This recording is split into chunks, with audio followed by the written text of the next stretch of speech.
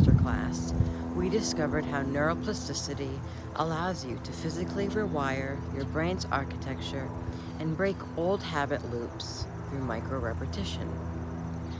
But you can build all the mental discipline in the world, and it can all vanish in a split second the moment a wave of intense stress or anger hits.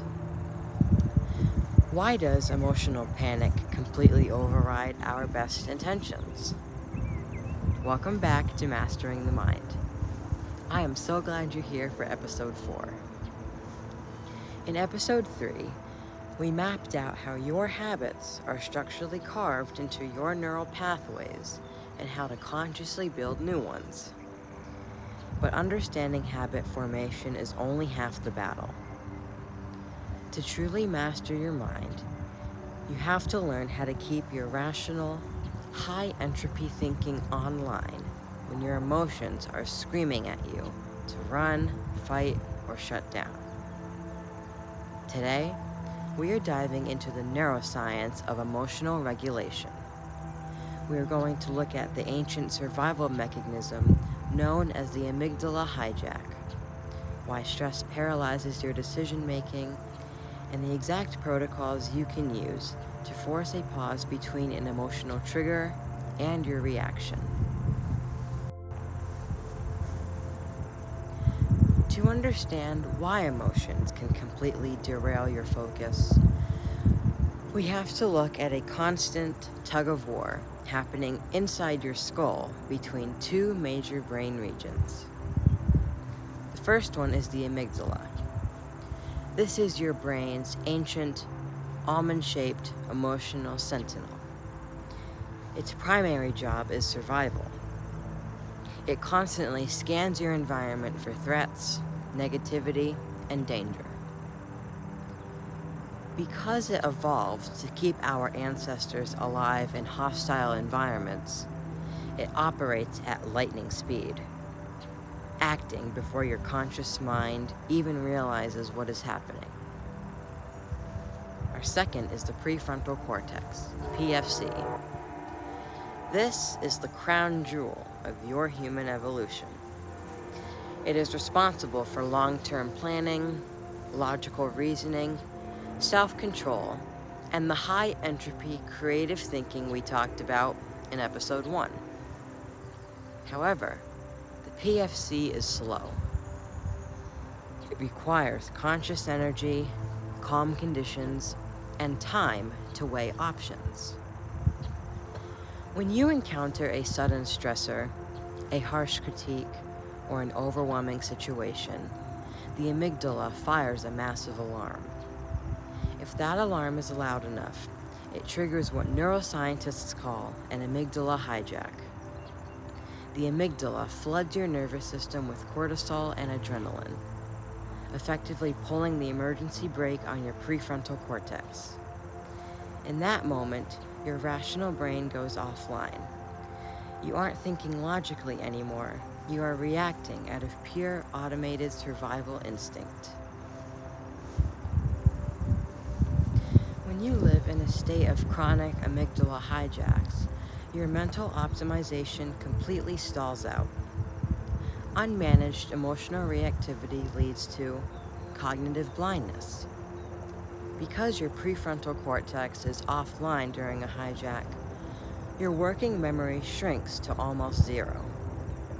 You lose access to things like empathy and problem-solving skills, leading to impulsive choices you later regret. You also experience exhaustion of neural resources. Constant stress chemicals fry your nervous system. Emotional vitality burns through your mental energy twice as fast as deep analytical work, leaving you burnt out by noon. Reinforced survival loops. Every time you react defensively or angrily to a trigger, your brain carves a deeper neural groove into that panic response, making the next hijack faster and easier to trigger. The legendary psychologist Viktor Frankl famously wrote, quote, Between stimulus and response, there is a space. In that space is our power to choose our response. In our response lies our growth and our freedom, quote. Neuroscience proves Prefrontal was entirely right. An emotional trigger doesn't force an automatic action. It just initiates a chemical cascade. The secret to emotional regulation is learning to expand that microscopic window between the trigger and the reaction long enough for your prefrontal cortex to reboot. Now, you cannot stop the amygdala from doing its job. It is hardwired to protect you. But you can learn to intercept the signal before it locks you into a defensive loop.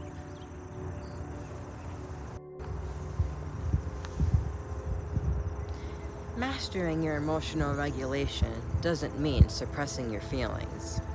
It means managing your biology so your rational mind stays in the driver's seat. Here are 4 practical tools to execute a pause protocol when a high-stress trigger hits. 1. The physiological sigh.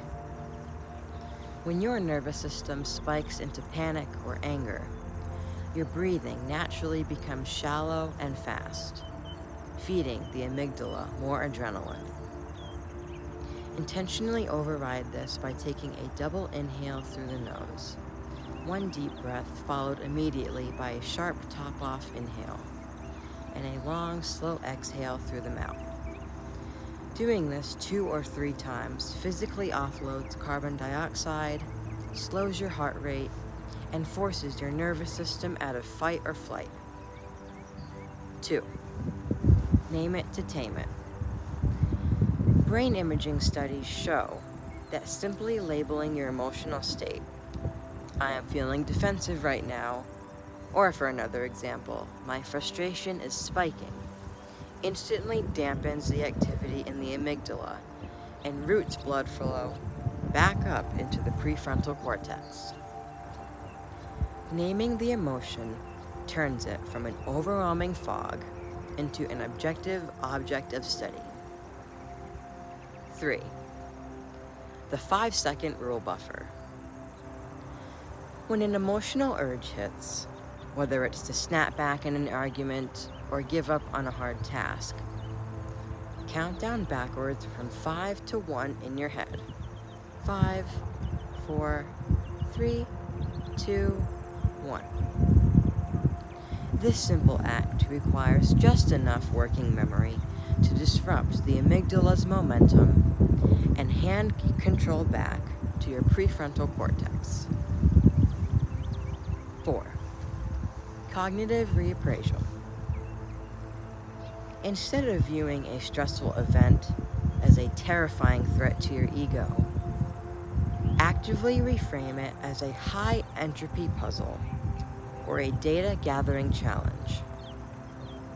Shifting your internal narrative from, "This is a disaster," to, "This is an interesting obstacle," changes how your brain processes the stress hormone response entirely.